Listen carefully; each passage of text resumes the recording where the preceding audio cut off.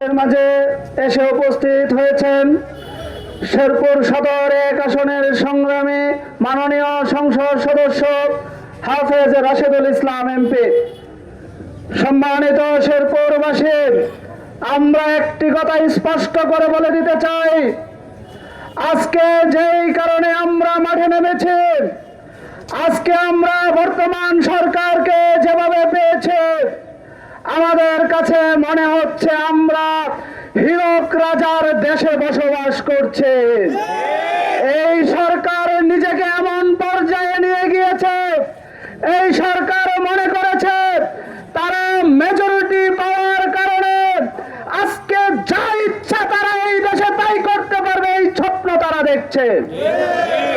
আপনাদেরকে স্পষ্ট করে বলে দিতে চাই, আপনারা এটা ভাববেন না আপনারা যেভাবে বিরোধী দলে অবস্থান করেছিলেন ফ্যাসিস্ট সরকারের বিরুদ্ধে, তখন বারবার বলেছেন আন্দোলন হবে ঈদের পরে, রমজানের ঈদ গিয়েছে বলেছেন আন্দোলন হবে কুরবানির ঈদের পরে। এই কথা বলে বলে আপনারা আর আন্দোলন করতে পারেন নাই। আপনাদেরকে স্পষ্ট করে বলে দিতে চাই, আজকের 11 দলীয় জোট ঈদের পরের আন্দোলন ঘোষণা দিবে না।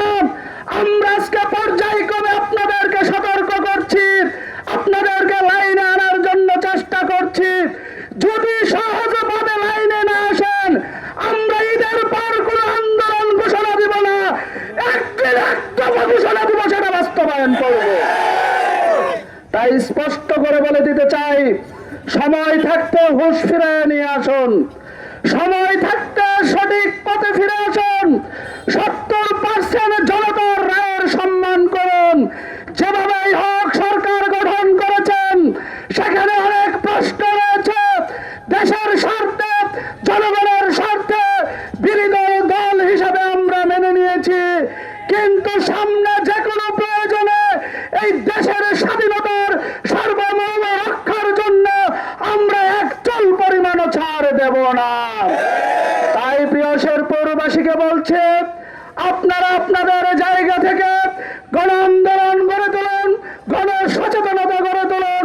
এই সরকারের বিরুদ্ধে তাদের নানান কর্ম, যেটি তারা দেশবাসীর বিরুদ্ধে অবস্থান করছে, জনগণের বিরুদ্ধে নিয়ে গিয়েছে, সেখান থেকে ফিরে আসার জন্য আমরা সরকারকে উদারত আহ্বান জানাচ্ছি।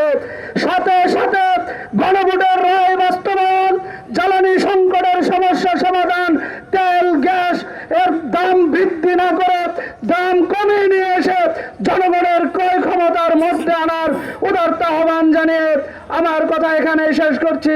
ধন্যবাদ।